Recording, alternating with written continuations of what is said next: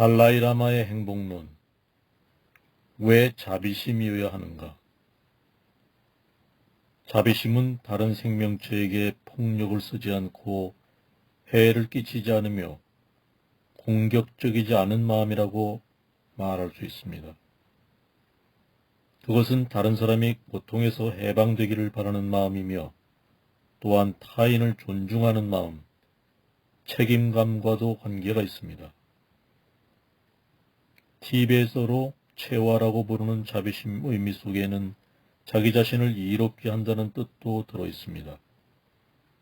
자비심을 키우면서 사람은 먼저 자신이 고통에서 해방되길 바라고 그런 마음을 가진 뒤엔 그 마음을 더 키워 다른 사람도 감싸 안는 것입니다. 그런데 자비심에 대해 말할 때 종종 자비심을 집착과 혼동할 위험이 있습니다. 우리는 먼저 사랑과 자비심에는 두 종류가 있다는 것을 알아야 합니다. 첫 번째 종류 자비심은 집착과 섞인 것입니다.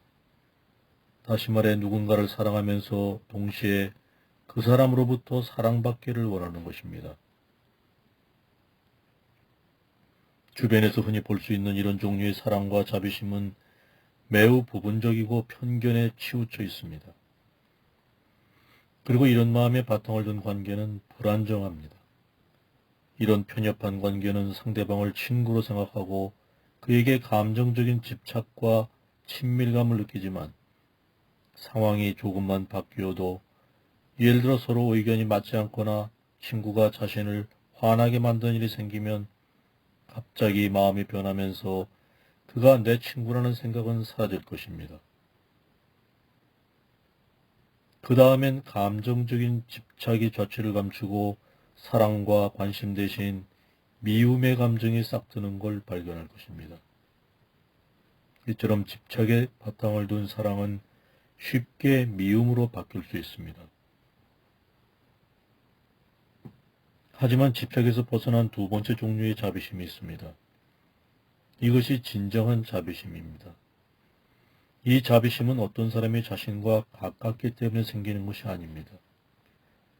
오히려 진정한 자비심은 모든 인간 존재가 나 자신과 마찬가지로 행복을 바라고 고통을 극복하려는 본질적인 소망을 갖고 있다는 이해에 바탕을 두고 있습니다. 또한 나 자신과 마찬가지로 다른 사람들도 이런 근본적인 소망을 이룰 수 있는 권리를 갖고 있습니다. 이처럼 사람들의 소망이 같다는 사실을 깨닫게 되면 다른 사람에 대해 더욱 친밀감을 느끼게 됩니다.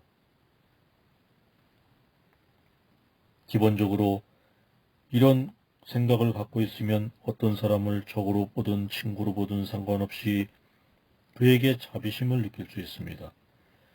이 자비심은 당신의 욕망이 반영된 것이라기보다는 다른 사람의 기본적인 권리에 바탕을 둔 것입니다. 이런 바탕이 있으면 마음속에서 자연스럽게 자비심이 생겨날 것입니다. 이것이 진정한 자비심입니다. 따라서 우리는 두 종류의 자비심이 가진 차이점을 이해하는 것과 진정한 자비심을 키우는 일이 하루하루의 삶에서 얼마나 중요한가를 알 수 있습니다. 사람들은 대개 감성적인 집착을 갖고 결혼 생활을 합니다. 하지만 사람과 함께 서로를 인격체로서 존중하는 진정한 자비심을 부부가 갖고 있다면 결혼 생활은 오랫동안 이어질 것입니다.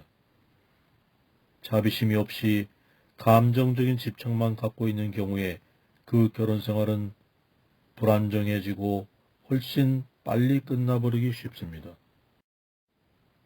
진정한 사랑과 자비심은 집착에 기초한 사랑의 느낌과는 전혀 다른 성질을 갖고 있다고 생각합니다. 그것은 똑같은 느낌이 아닙니다. 진정한 자비심의 느낌은 더욱 강하고 깊습니다. 또한 진정한 사랑과 자비심은 훨씬 변함이 없고 믿을 수 있습니다. 예를 들어 낚싯바늘에 걸려 몸부림치는 물고기처럼 극심한 고통을 겪고 있는 어떤 동물을 본다면 당신은 자연스럽게 그 고기의 고통을 곁에서 지켜보기가 힘들다는 느낌을 갖게 될 것입니다. 당신이 그 물고기와 특별한 관계가 있어서 이 물고기는 내 친구야 라고 생각하기 때문에 그런 느낌이 드는 것이 아닙니다. 이 경우에 당신이 자비심을 느끼는 경우는 단순히 그 물고기 역시 감각이 있어서 고통을 느낄 수 있으며 그런 고통을 겪지 않을 권리가 있다고 생각하기 때문입니다. 욕망과 집착이 섞이지 않은 이런 자비심은 더 건강하고 훨씬 오래 갈 수가 있습니다.